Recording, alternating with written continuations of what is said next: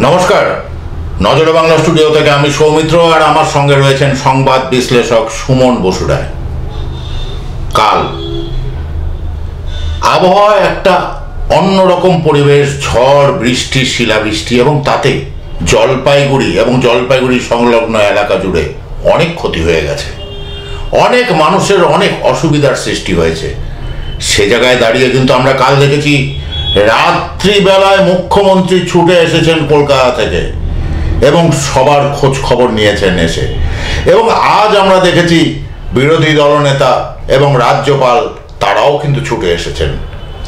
তারা কি দেখলেন, তারা কি বললেন, এবং কি এই ঝড় ছিল যাতে এতটা ক্ষতি হয়ে গেল মানুষের, বলবেন সংবাদ বিশ্লেষক সুমন বসুরায়। দেখেন, আমি যেটা বলতে চাই প্রথমেই, যে কালকে যে ঘটনাটা ঘটেছে সেটা কিন্তু অনেকেই জীবনের প্রথম দেখলেন।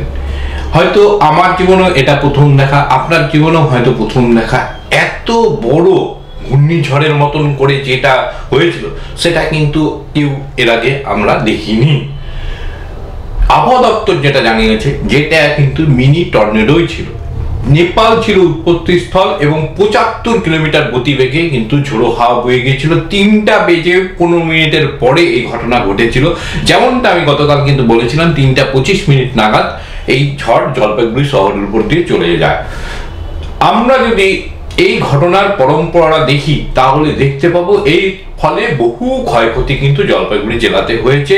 বহু রাজনৈতিক দল তারা প্রচার কিন্তু বন্ধ রেখেছে এবং মানুষের পাশে কিন্তু এসে দাঁড়িয়েছেন। আপনি যেমনটা বললেন, মুখ্যমন্ত্রী মমতা বন্দ্যোপাধ্যায় গতকাল রাত 10:30 নাগাদ বাগডোগরা এয়ারপোর্টে এসে পৌঁছান। ওখান থেকে তিনি জলপাইগুড়িতে আসেন। রাত 1টা নাগাদ তিনি কিন্তু medical college Jalpaiguri super speciality হাসপাতালে ছিলেন। মানুষ যারা ভর্তি ছিলেন তাদের সঙ্গে কথা বলেন, সেই সঙ্গে ডাক্তারবাবুদের সঙ্গেও কথা বলেন প্রায় 25 মিনিট ধরে। এরপর আছে আমরা দেখতে পেয়েছি রাজ্যপাল কিন্তু এসেছেন এখানে, এবং রাজ্যপালও মানুষের পাশে থাকার বার্তা দিয়েছেন। এসেছেন বিরোধী দলনেতা শুভেন্দু অধিকারী, তিনিও কিন্তু মানুষের পাশে থাকার বার্তা দিয়েছেন। একই সঙ্গে আমরা দেখেছি যে অভিষেক ব্যানার্জি তিনিও কিন্তু এসেছেন এবং নার্সিংহোমে গিয়ে যাদের যে শিশুরা ভর্তি রয়েছেন তাদের যাতে কোনো সমস্যা না হয় সেই বিষয়ে কিন্তু আশ্বস্ত করেছেন। একই সঙ্গে তিনি প্রশ্ন তুলেছেন যে আবাস যোজনার টাকা যেটা পশ্চিমবঙ্গ পাওয়ার কথা, সেই পশ্চিমবঙ্গ কিন্তু সেই টাকা পাচ্ছে না। কেন পাচ্ছে না সেই নিয়ে বিতর্ক থাকতে পারে, কিন্তু সেই টাকাটা পেলে যে এই ধরনের ঘটনা প্রভাব যে কিছুটা কম হতো, যাদের পাকা বাড়ি থাকতো তারা এই বিপদের মধ্যে পড়তেন না, সেটা কিন্তু বলেছেন। অন্যদিকে আমরা যদি দেখি এলাকাবাসী যারা বিধ্বস্ত হয়েছেন এই ঝড়ে, তাদের অনেকেরই অভিযোগ ছিল যে গতকাল তারা প্রশাসনিক যে সহযোগিতা পাওয়ার কথা সেটা পাননি, তিপ্পাল পাননি, খাওয়া পাননি, অন্ন, বস্ত্র এবং বাসস্থান, এই তিনটার কিন্তু ব্যবস্থা করতে হবে এই মুহূর্তে। এটাই কিন্তু প্রধান কাজ। এবং আমরা দেখেছি গতকাল Jalpaiguri green valley, green city সহ বিভিন্ন স্বেচ্ছাসেবী সংগঠন তারা কিন্তু ঝাঁপিয়ে পড়েছেন, এবং তারা ঝাঁপিয়ে পড়েছেন বলেই কিন্তু আজকে আমরা যে ভয়াবহ একটা দৃশ্য দেখতে পেতাম সেটা কিন্তু আমরা দেখতে পাইনি। যে হাহাকার আমরা দেখতে পেতাম সেই হাহাকার, কারণ প্রথমেই তারা কিন্তু উদ্ধার কার্যে নেমে পড়েন এবং উদ্ধার কার্য করে সরাসরি হাসপাতালে নিয়ে আসেন। হাসপাতালের ডাক্তারবাবুরাও খুব সহায়তা করেছেন, খুব সেবা মনোবৃত্তি নিয়ে তারা কিন্তু এই যে বিষয়টি কিন্তু দেখেছেন এবং দ্রুততার সঙ্গে যাতে চিকিৎসা শুরু করা যায় এই বিষয়টি দেখেছেন। আর তাই সেই জন্যই মনে হয় আমাদের জীবন হানির সংখ্যা কমেছে, এবং তার জন্য মুখ্যমন্ত্রী মমতা বন্দ্যোপাধ্যায়, বিরোধী দলনেতা শুভেন্দু দুজনেই কিন্তু ডাক্তারবাবুদের কাছে কৃতজ্ঞতা ব্যক্ত করেছেন এবং তাদেরকে সাধুবাদ জানিয়েছেন। এবং আমরা একই সঙ্গে সাধুবাদ জানাতে দেখেছি শুভেন্দু অধিকারীকে, এনজিও সংস্থাগুলির কেউ তিনি সাধুবাদ জানিয়েছেন এই ধরনের কাজের জন্য। এবং এই যে একটা ঘটনা ঘটে গেছে, এটা আকস্মিক ঘটনা, নেপালে উৎপত্তি স্থল ছিল এবং সেটা যে এইভাবে এসে যাবে সেটা কিন্তু আবহাওয়া দপ্তর আগাম বলতে পারেনি। তবে আবহাওয়া দপ্তর কিন্তু আগামী বুধবার পর্যন্ত আমাদেরকে সতর্কবার্তা দিচ্ছে যে উত্তরবঙ্গের বেশ কয়েকটি জেলাতে ঝড় বৃষ্টির সম্ভাবনা থাকছে। দক্ষিণবঙ্গের ক্ষেত্রে শুষ্ক আবহাওয়া থাকবে, এটা কিন্তু আমরা জানতে পেরেছি।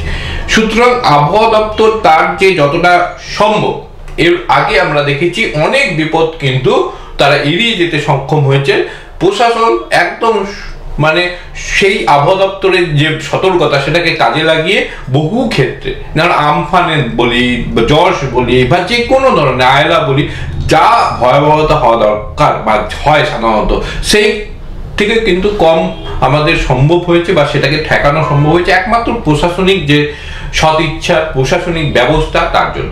গতকাল আমরা প্রস্তুত ছিলাম না, প্রশাসন প্রস্তুত ছিল না, ফলে গতকাল কিছু কিন্তু ত্রুটি বিচ্যুতি হয়েছে। হয়তো অনেকেই ত্রিপাল পাননি, সেই ব্যবস্থা ছিল না, হয়তো খাবার সেইভাবে পৌঁছে দেওয়া সম্ভব হয়নি। আমার মনে হয় আজকে সাধারণ মানুষকে নিরাপদ জায়গায় নিয়ে গিয়ে যারা গৃহহীন হয়েছে তাদের অন্ন বস্ত্রের ব্যবস্থা কিন্তু করা হবে।